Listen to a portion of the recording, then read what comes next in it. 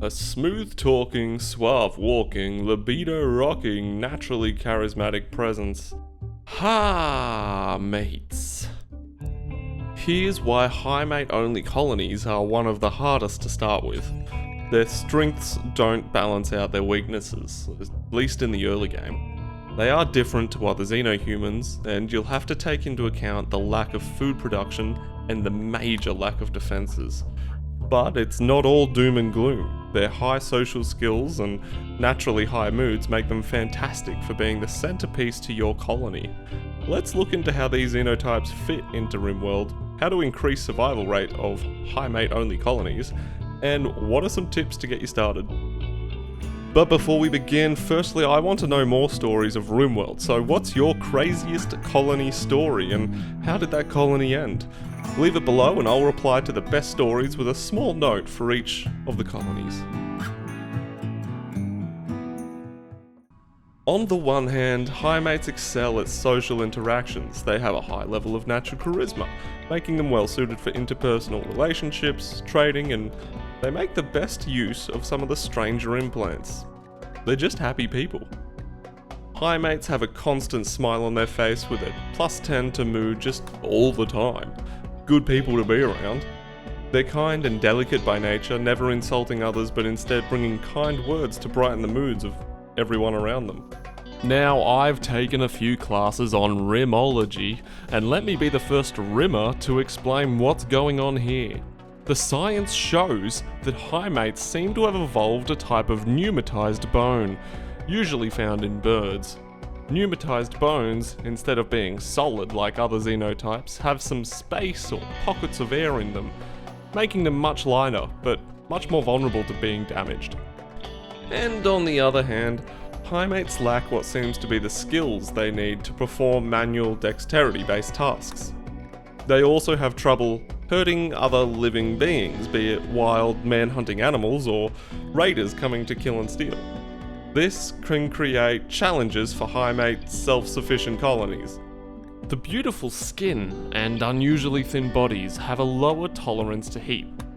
Our best estimates as to why are due to a poor functioning hypothalamus.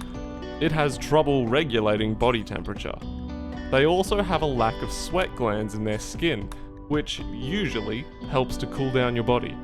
Due to their evolutionary traits of beauty to attract potential partners, they seem to have evolved away from body temperature regulation and towards whatever works best for potential mates.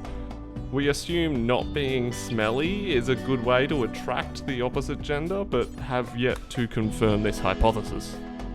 It is best for a Highmate to live in a lower climate, wearing appropriate heat-resistant clothing such as devil strand textiles or living in constant air conditioning. So you'll need to find a creative way to compensate for their limitations. You may need to rely on other colonists to perform manual labour, but at the same time, you'll be able to reap the benefits of their strong social skills and abilities, such as being able to form deep psychic bonds and their unique skill at MTB, make the babies. Highmates don't have a green thumb, they're not very good at farming, so step 1, you guessed it, you'll need to plant some rice. That's going to be your only food source, and as it grows the fastest, that'll have to do. Next, build yourself a small fortress with surrounding walls and a kill pit. The important part of this setup is to make it out of stone. Add some roofing to your kill pit and put a couple fireplaces inside. Finally, add one door at your end of the kill pit and keep it forced open. Then, as raiders enter to get inside your base, light some fires, wait for them to get close, then close your door. You've made yourself a hot room that's full of smoke. Now, after testing this, it seems the max temperature caps at 28 degrees. So it isn't a great strategy. Maybe just rush gun turret research instead. Highmate-only colonies may be one of the most difficult xenotype colonies to start with, but if you're open to inviting more and other xenotypes, it becomes easier. Or maybe even forced coercion, as they have a high social skill, but, you know, watch out for prison breaks. 。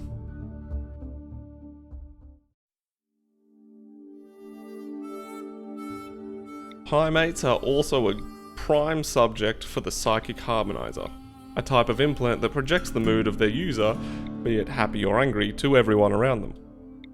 These effects depend on your colonist's current mood, so if your colonist is unhappy, it'll boost an unhappy aura around them. If they are at 100% mood, that'll boost 10 plus mood to everyone around them. This can also be doubled if the subject of the implant is psychically sensitive, up to a massive 20 plus mood buff. Keep in mind, if they are psychically bonded with another colonist and that colonist dies, their mood is going to plummet, and so will everyone else in a 30 tile radius. There are also common occurrences such as psychic drones that often travel over Rimworlds. Be aware that these will affect your implant and then emanate to everyone around them. One final but very dark strategy is to have a colonist stacked with mood enhancing implants, buffs, full L-Tex apparel, and add a psychic harmonizer to them. Slap them into an unconscious state, or, if maybe someone's acquired brain damage through defending the colony, you can put them in a bed or a crypto-sleep casket in the middle of the base. And they will pulse happy brainwaves throughout the local area for everyone to enjoy.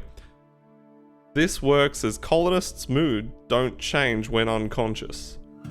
One other thing, Highmates are perfect for your ideology's leader or moral guide roles. Their natural happiness counters the expectations that come with having that title from the Ideology DLC.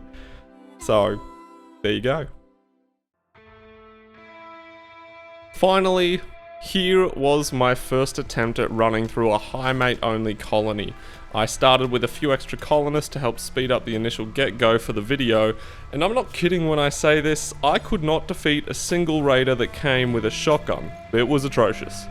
I didn't get gun turret research in time, I couldn't get a strong enough blockade up or kill pit. I thought I may have a chance when the raider blasted one of my Highmates down, sending another into a rage. Well, that raged colonist refused to attack the raider, even after some clever kiting around the base. The raider eventually set a few fires and ran off without even looting anything. The whole colony was in ruins. Anyway, good luck with your attempt!